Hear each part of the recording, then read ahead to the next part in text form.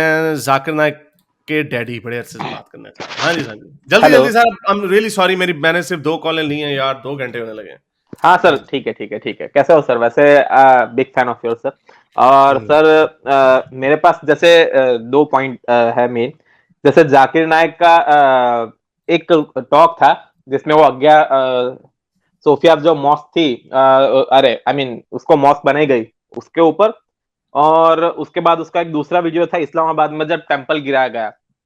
तो उस पे उसका ये कहना है कि जो अगिया सोफिया मॉस्क बने गई वो तो सही है क्योंकि वो मुस्लिम मेजोरिटी कंट्री है। और जब इस्लामाबाद में टेम्पल बनाने के ऊपर बात हुई तो उसने बोला कि ये गलत है क्योंकि मोमिन को पैसे नहीं देने चाहिए दूसरे मजहब के मंदिर के बनाने के लिए। तो हुँ, ये सर, ये एक तो बहुत बड़ी जो बोलते हैं सर डबल स्टैंडर्ड है इनके। हुँ।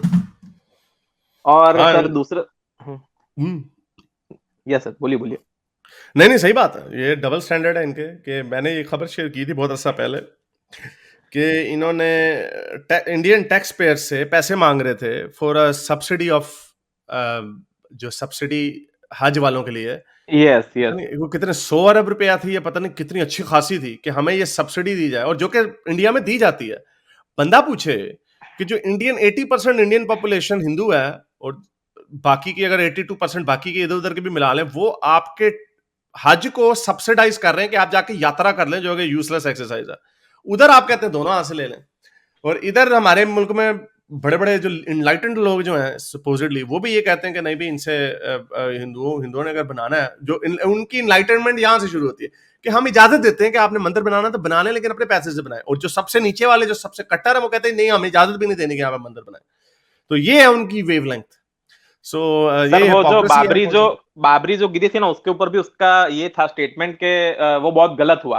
तो अगर मुस्लिम मेजोरिटी कंट्री में अगर कुछ होता है ऐसी चीज तो ये लोग कहते हैं कि अलाउड है, और जब यहाँ जब होते हैं तब सेक्युलरिज्म की बात करते हैं। वैसे वो गलत है बाबरी का गिराना भी, लेकिन फिर भी सर डबल स्टैंडर्ड तो नहीं होना चाहिए ना सर। मेरा ये हाँ, नहीं पॉइंट है। होना चाहिए। हाँ, no, I agree with your point. लेकिन आई एम ग्लैड कि आपने कहा कि बाबरी मस्जिद का गिराना गलत है, और उसके ऊपर ये भी कह दें कि बाबरी मस्जिद के गिराने की मोटिवेशन के बाद ये कहना कि यहाँ पे राम की जन्मभूमि थी इसलिए हम यहाँ पे राम मंदिर बनाएंगे, that was a horrible decision. उसकी वजह भी आप देख लीजिएगा, ये मैंने उस वक्त भी कहा था जब ये डिसीजन आया था। अभी देखना और कितनी मस्जिदें गिरेंगी, और अभी गिरेंगी। हाँ, अभी वो तो देखना आप। वो तो गलत है सर। मतलब किसी और की अभी उसकी ये वजह नहीं, मुझे मुझे मस्जिद या मंदिर से मुझे कोई इंटरेस्ट नहीं है। आई डोंट केयर, मेरी तरह से गिरा के यूनिवर्सिटियां खड़ी कर दो, फॉर ऑल आई केयर।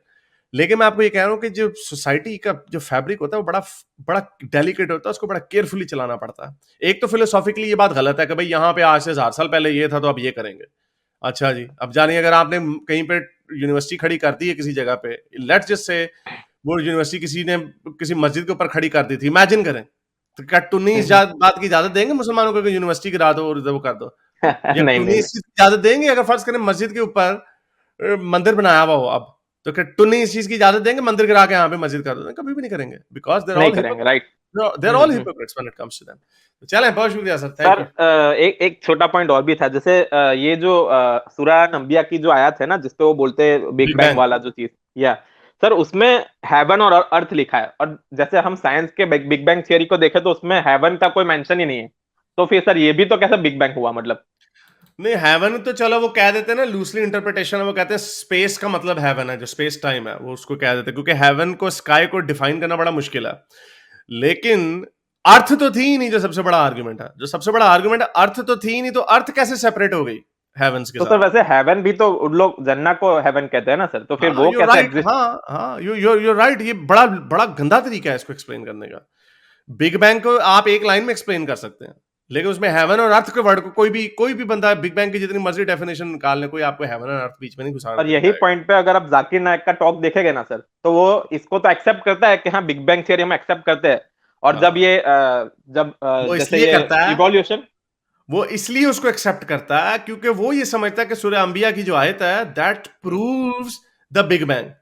हाँ, लेकिन इवोल्यूशन के ऊपर वो ये कहता है ना कि वो तो एक थियरी है। तो ये भी तो एक थियरी है ना, फिर इसको भी नहीं माना फिर। नहीं, वो नहीं, बिग वो बैंग भी तो एक थियरी है। जो मतलब की होती है वो मान लेते होते हैं। और वैसे भी हेवंस जो है ना, हेवन से यहाँ पे मुराद वो जन्नत वाली हेवन नहीं है यहाँ पे। ओके, जस्ट अच्छा। सेइंग दैट हेवन से मुराद यहाँ पे आसमान ही है, समावात है। यहाँ भी आसमान, और जो जो मैंने आपको बताया कि आसमान की कोई डेफिनेशन नहीं, यहाँ पे भी फंस जाते हैं। तो एनीवे, राइट सर, ओके, अच्छा थैंक यू जी, सर। मेरे इस नेक काम को जारी रखने के लिए मुझे पेपैल या पेट्रियन पे जरूर सपोर्ट कीजिए, ताकि मैं अपना पैगाम ज़्यादा से ज़्यादा लोगों तक पहुंचा सकूं।